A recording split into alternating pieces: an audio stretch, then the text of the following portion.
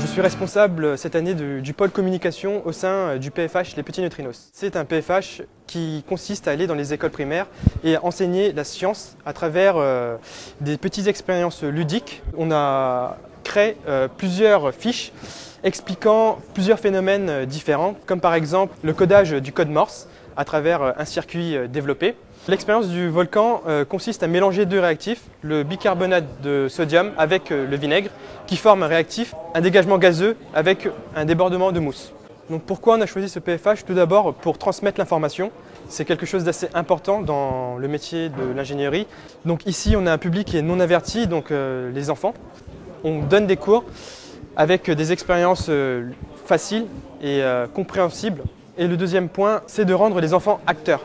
Enseigner aux enfants, ce n'est pas quelque chose de facile. Savoir coordonner les différents groupes au sein du projet est quelque chose qu'on a appris à faire cette année et à développer en particulier. Je travaille sur le projet Clickysim, donc qui vise à créer un système d'exploitation pour les personnes âgées.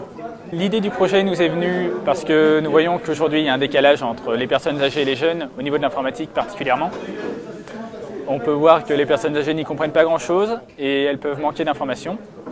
Le net est une ressource pratique, mais les personnes âgées trouvent ça beaucoup trop compliqué. Donc on s'est mis en tête l'idée de faire un système d'exploitation qui soit simple, mais qui n'enlève pas de fonctionnalités. Donc les personnes âgées pourront utiliser les navigateurs, les jeux, regarder leurs photos, mais de manière la plus simple possible. Donc ce projet nous a beaucoup apporté du côté humain. Le projet nous a aussi beaucoup apporté au niveau de la programmation. Donc au final, le système marche parfaitement et le graphique n'est pas trop mal réussi.